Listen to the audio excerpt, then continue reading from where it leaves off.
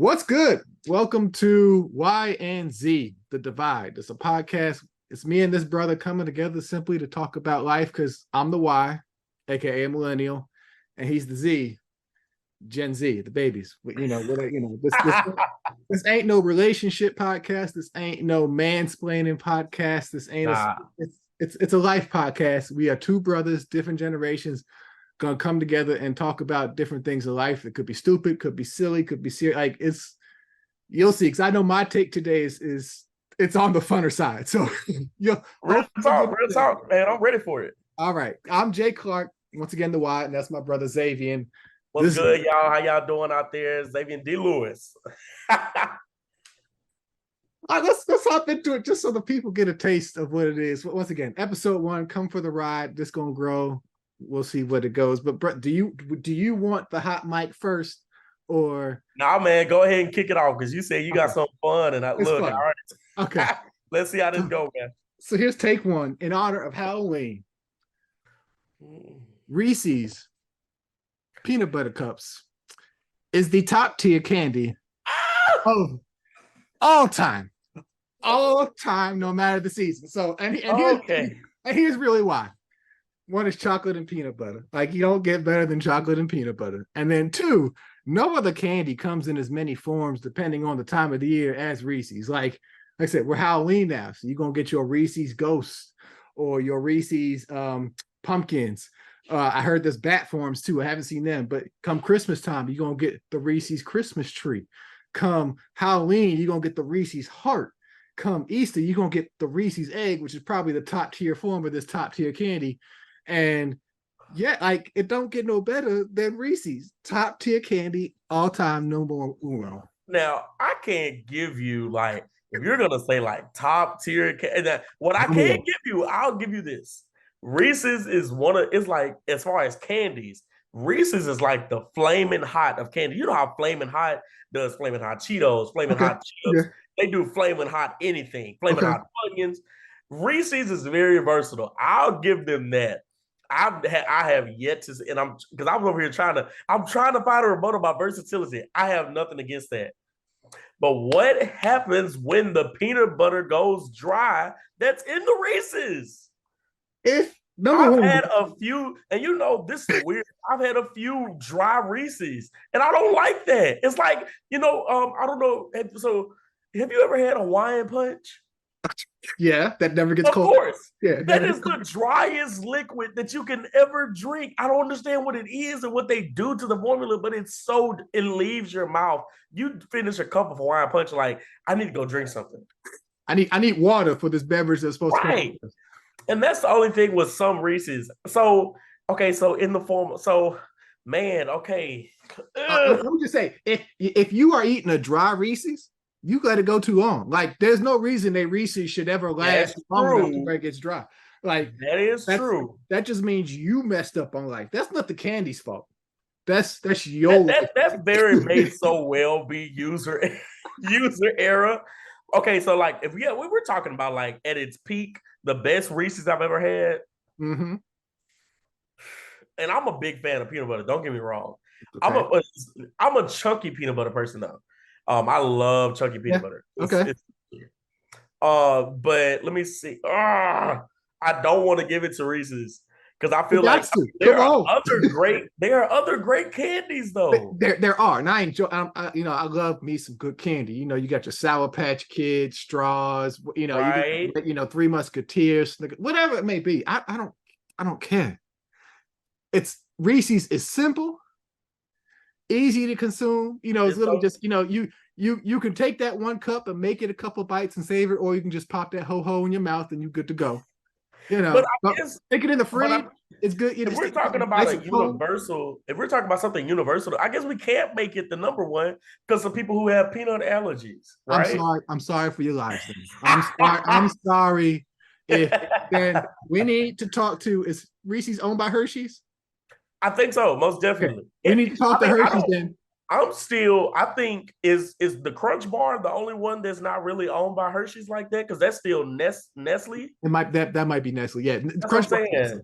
Then, but to your prior point, we need to talk to Hershey folk and be like, look, can you get the almond butter version of the Reese's. No, seriously, The because sunflower Snickers, butter, because you know that Snickers has so many variations. You have I'll like give almonds, Snickers right? does You have can those do it. variations. So yeah, because you know we gotta do it for my son when he take his PB and J's to school. It's sunflower butter. It ain't no regular peanut. Really? Yeah, but it's pretty. Sunflower butter is okay. I'll give it that. It's not bad. But Hell, I yeah, gotta try it. you gotta get the Hershey's and be like, hey, we need the sunflower or the almond butter versions of your Reese's.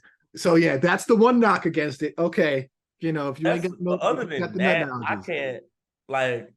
Yeah, Reese's is top tier, and don't get it. Reese's ice cream, fire, top. Like you didn't even get into the ice I cream. did it. I Oh did it. my lord! It don't even got to be Reese's. It could be your off-brand chocolate peanut butter right, right. explosion, and it's going. Oh yeah. It slaps so bad, and then you have like let's just say like a Reese's McFlurry or something like that.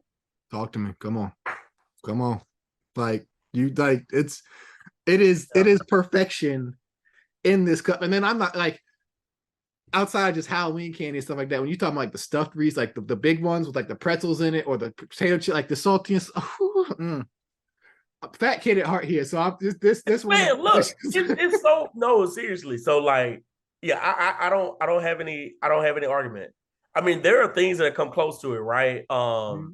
People are very, very in love with Oreos. Like to some people, Oreos are the god. That's a good cookie, solid cookie, but there's better. There's better. Right. And I don't want to hate against like now, Oreo is equally as versatile. I will give it that. There is an Oreo for every season. Yeah, I got the Halloween ones downstairs right now. So you know, but you saying that makes me think that so okay. Other things are versatile as well. Right. But I mean, the only thing that goes from like season to season like that I think that's just it will be just the Reese's and the Oreos. I'm trying to think. I mean, you got your different color M&M bags sometimes, but that's not they all the same. Like right. You got these different versions of like the Reese's peanut butter cup is great, but when you're talking top tier, like when you get to that egg or that pumpkin, which has like the best ratio of chocolate to peanut butter in the world, the Christmas tree yeah, too much chocolate, but right. I mean different forms like are the like even different like Super Saiyan 1, 2, 3, like even different forms of the kid. Oh, yeah, you are so right. Like there have been so many nights, me just fellow fat kid talking right here. There's been so many nights I've had a king size Reese's cup with a glass of milk in my room watching TV. With a cold glass of milk. Oh, especially when you're in the right state of mind. Oh! You know what I'm saying? It just feels nostalgic, man. It's 10 out of 10. That's all I can say. Good. I got you. That was you got me on that one. So see, like episode number 1, stupid, silly take. Who really cares about it? But we going through that. Like and I have no idea what he's bringing right now. So let's see what you got, Youngblood. The chance to call Goldhead out on the floor. What you got? Man, so I don't know if you've been keeping up with like, modern day rap or whatever. You know what I'm saying? Your Sexy Reds, right. So I seen this post on Facebook the other day, and it was like women, they would just be like, I'm more of the Chloe Bailey, Coco Jones type, and not the Sexy Red, City Girls type. Okay. And so I want to kind of get your take on this because I think, in my opinion, I think they're both the same because they sing and or rap about the same things. It's just in a different way. So I guess it's kind of one of those freak in the sheets, lady in the streets type of thing versus you want everybody to know. Okay. So yeah, there's interesting that you say that they're the same because I'm sitting here thinking like, yeah, a lot of the lyrical content is the same, and the way things are done, especially the way lines are blurred now between R&B and hip hop. Yeah, like Chloe got some raunchy stuff, and right, you see what I'm saying? Like she's not just singing; she doing some rapping too. So right, and then it was like in your day, like in the '90s or like times before, it was like especially like male and female rappers or male and female R&B singers. There was a clear divide about who made clean and who made, kind of raunchier music. You know what I'm saying? And for the most part, I guess, like let's see, you wouldn't expect a Jennifer Hudson. Well, no, Jennifer Hudson didn't really come on the scene until like the 2000s. Let me go back. Jill Scott. You wouldn't expect Jill Scott to be singing about the same music that Floetry would. Have you heard Crown Royal by Jill Scott? But that was I have. But you see, but like how people will try to divide it then, even though, even then it was almost basically the same thing. Your problem here, I get your problem. I understand your problem. Your issue here is not the subject matter. It's the way it's being presented. And what it is it's really nowadays hip hop and R&B have blended to the point where you like, back in my day, there was a clear difference. Like if you were singing, and if you were rapping. And I'm gonna tell you who I blame. Drake. I blame Drake. I blame Drake. Yes. When Drake first started out, he was just the most singing, because what I'll say about Drake is Drake used on his features, the stuff Drake used to do on his features alone, he would probably come into a song and he wouldn't necessarily like rap per se, but he would come in and sing the hook on someone else's rap song. Yeah. And so, but he was still a rapper. Yeah, he came on the scene as a rapper, but he's always straddled both, which wasn't a problem because isolated type of person. And then there's always been a couple instances where some people have maybe gone back and forth a little bit, but it wasn't as mass media now or mainstream where literally, like they all have the same cadence and the same pocket to where it's really hard to determine, okay, are you rapping or are you singing? Oh, and I'll throw in Breezy for that too. Breezy can catch some smoke on this. Most definitely. He kind of started off only singing, but then as time went on, he started doing a little bit like Chris. Who would have ever thought, like, if you would think about like back to This Christmas, Chris Brown, and then you would think to, how did he get from that to Look at Me Now featuring Busta Rhymes? Like, it just kind of thinks, and you think in your mind, like, how did you go? Which is part of like, and it's not to hate on anybody's creativity or the ability to go outside the pocket, which a lot of creatives love. You don't want to be boxed in, but at the same time, as we've seen, because this leads to a bigger music discussion, which we won't get into right now. We may touch a couple things, but as a whole, it's just like, let me ask you, how do you guys, this is your generation, right? How do you enjoy it? Is it a problem to where it's like, because the old people are like, the R&B should be kind of like this, hip hop should be kind of like this, and there should be some lines of separation, but they're so bled together now. Nah, man, it's my generation that I think we didn't necessarily make it, but we were like, we love it. So anytime you have Lil Nas X, Old Town Roads, it rocked the country. It did. And you didn't know where to put it. Is this a pop song? Is this a country song? Is this R&B or is it rap? You didn't know where to put it. I think, and I mean, I guess that is the thing about my generation, right?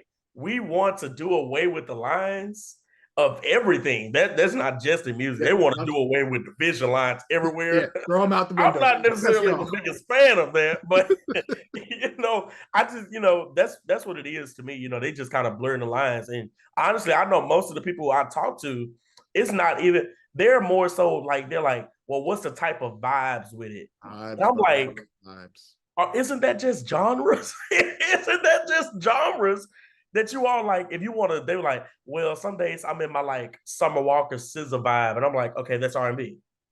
And then there's some days like, there's some days I want to listen to Lil Boosie. I'm like, okay, that's hip hop. Right. It's like you're just having a different name for it. Y'all and these, I'm gonna bleep this out, but y'all and these vibes, get the hell like.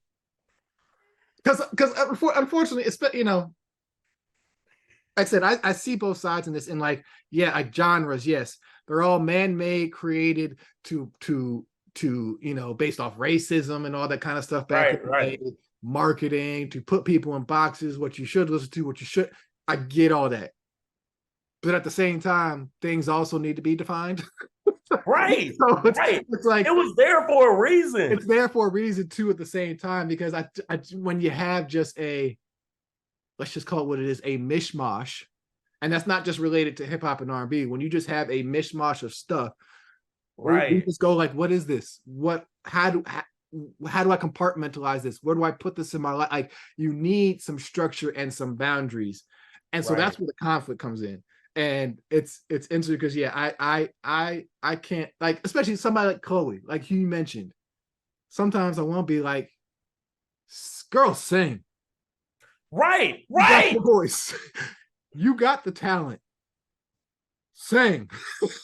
You know, and that's the crazy Just sing. thing. Right. Like, I mean, people, and this is, and I say this all the time, and I used to say it all the time. I'd be like, you know, I'm a jack of all trades. And then the older I got, I learned the B section of that phrase, but jack master of of all none. trades, but Master. master of none. Yes, And sir. I feel like that's my whole generation wanting to do everything, but not necessarily mastering that one thing first. It's the world And, y'all grew up in. Yeah, unfortunately, y'all ain't had no right, choice right. either. Like some of this is our fault. Like y'all ain't had no choice. Like things are so.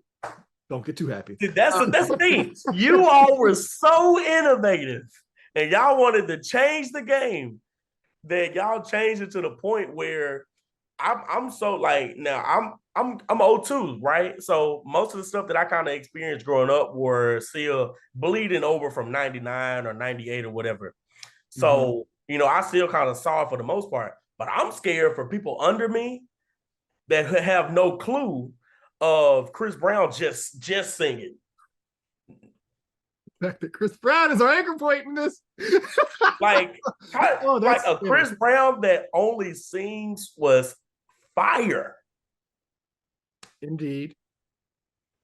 There is so much like it's one being innovative, too. It's technology. Technology made it really easy to do this stuff. Like I tweeted out the other day, Right. or X'd out, whatever they want to call it now.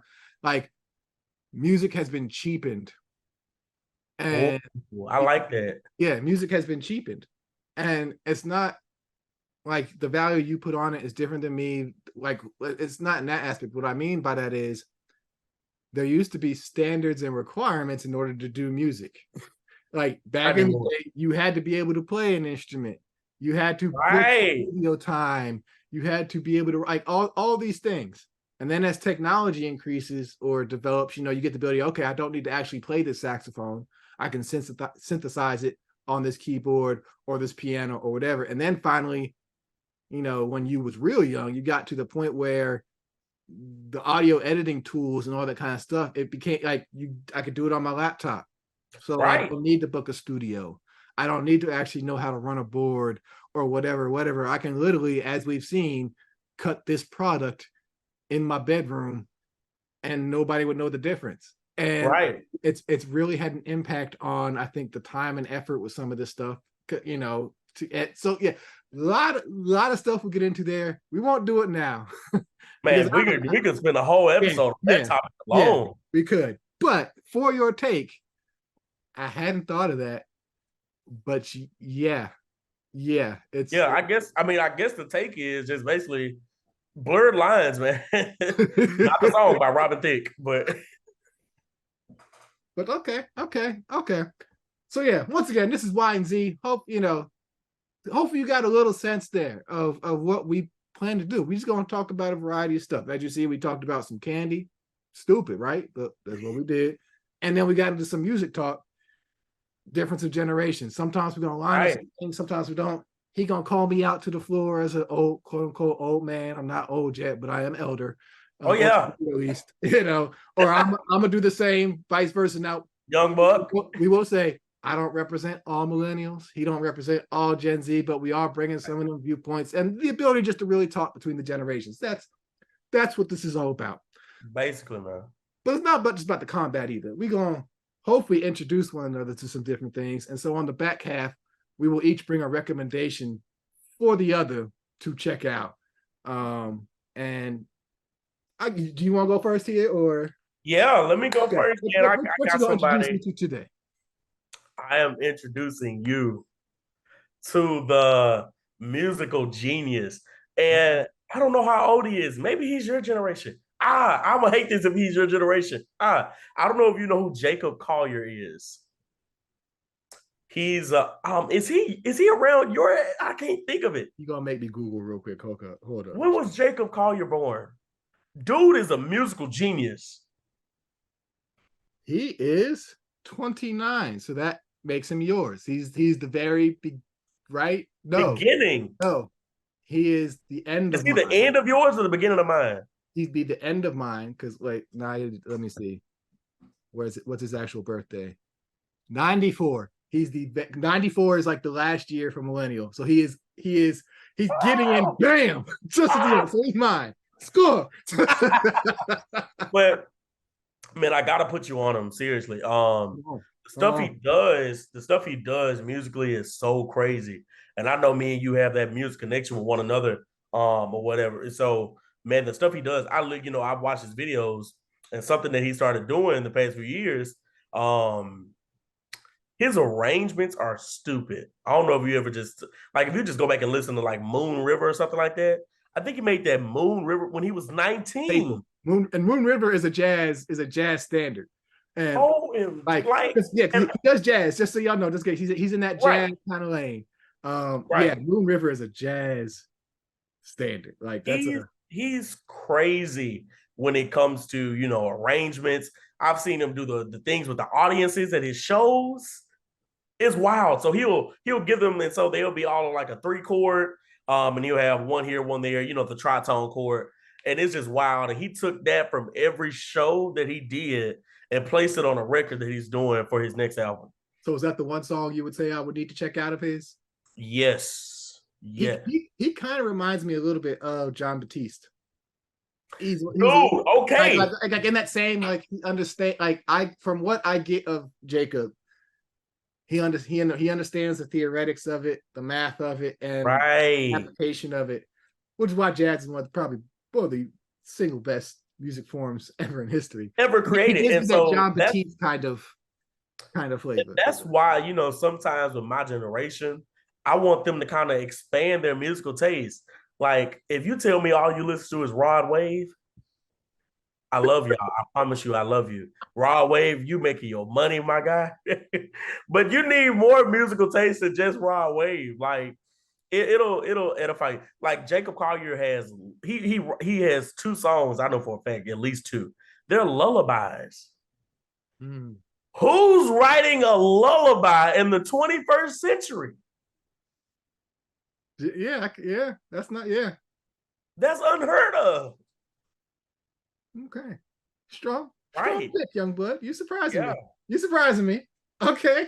Look at Gen Z. Just try it. Actually, with some taste. Good job. Yeah, we're growing up from Hypnotic. We're getting to the better liquor now. I mean, you're getting into your adulthood now, starting to get into your graduated the mid to late 20s. Right. That's where life really kicks in. Okay. I'm gonna revisit some of his stuff tonight, just off that, just alone, because it's been a while since he's come up in my playlist. Yeah, man, it's gonna get you right. Okay. My recommendation for you this week, Haunted Mansion, Disney's latest. Since once again, Halloween vibe. So Disney's latest rendition of Haunted Mansion. Have you watched it? No, because I'm a super fan of the old one. Okay. So I'm not a super fan or anything like that. It was one of those movies, Halloween season. We like to watch scary movies, and of course, with the little toddler, it was like, okay, cool. This will be, I'll be honest. I was like, wifey was like, okay, we can watch it. I was like, yeah, okay. So it's just family time. I'm in my mind. It's not a movie that's like, yes, this is. I'm right. To watch it. It was like, okay, we doing this for the kid. And I'm not gonna lie, the first 15, 20 minutes, a little sketchy. I was like, Disney movie, right? Not even Disney movie, but just like, where's this going? This is a little weird. It's awkward. It's not, it's not quite meshing. But let me tell you this. We got past that. That's a solid movie. It's got it's gotten bad reviews. Unfortunately, they couldn't do much because of the strikes and whatnot. But let me tell you, right. Check out that movie. There is a level, the storyline, outside of some of the ride stuff, which I, not being the big super fan, but like, okay, I know where that comes from with the ride and stuff like that. Right. Pure story. There were some elements. There's big themes of Black love and Black grief, especially coming from a male perspective in this film. Let me tell you, Lakeith is doing some acting, and like there's someone I was like it was those moments that drew me in. Like it went from me laying on the couch, I got my phone playing some Sudoku or Candy Crush,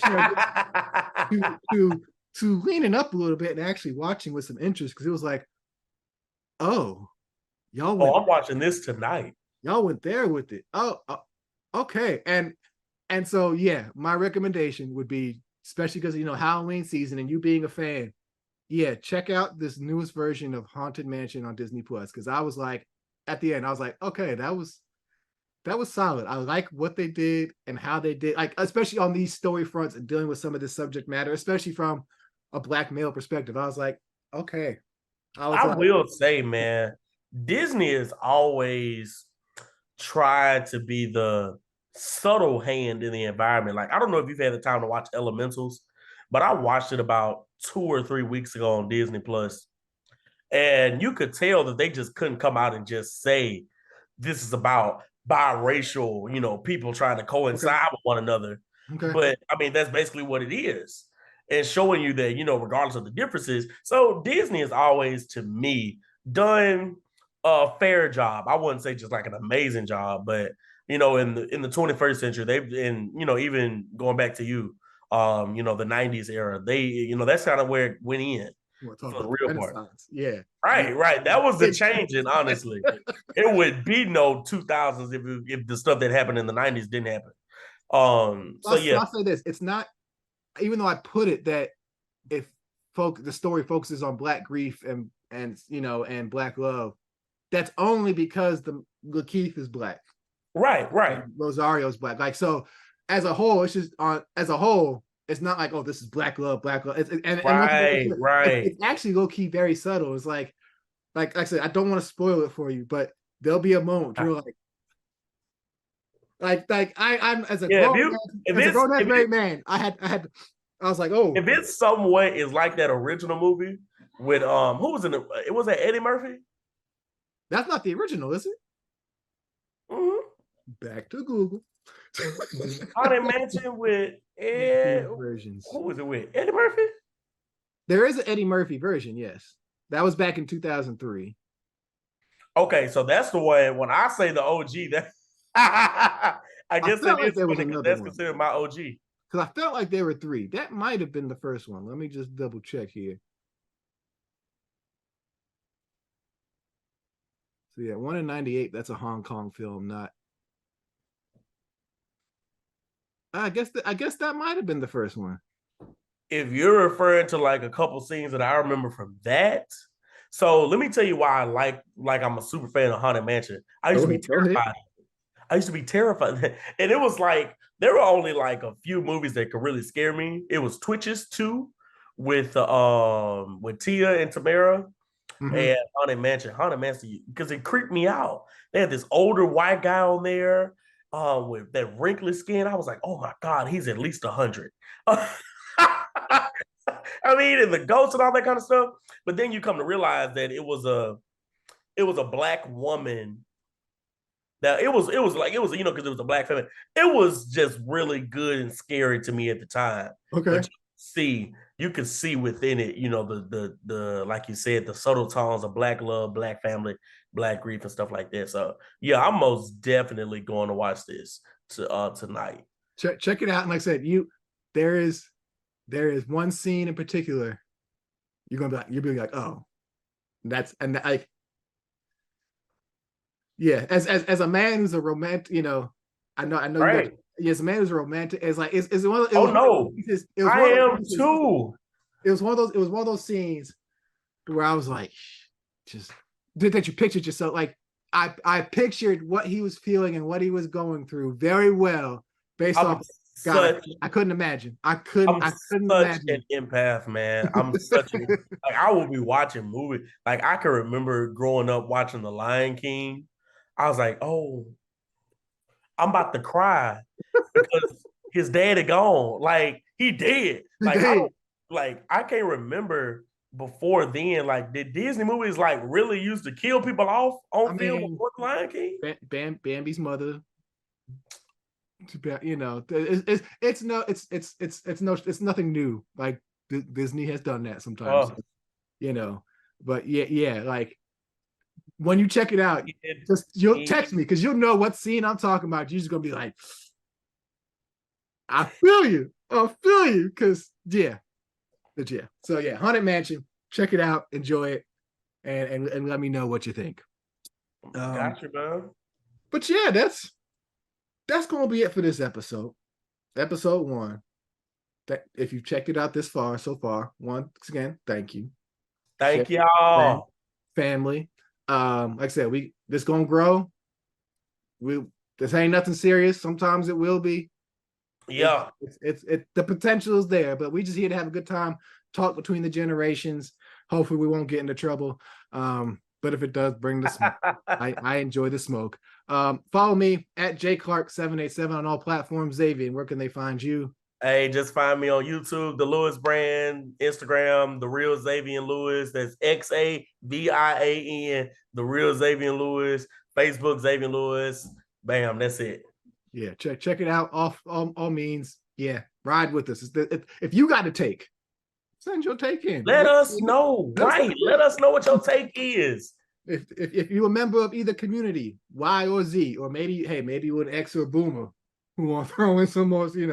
But yeah, we're gonna have some fun. Ride with us. We're gonna develop this, grow it into something, and we'll see what happens. But once again, thank you. This has been Y and Z, The Divide. Till next time, peace. Peace out, y'all.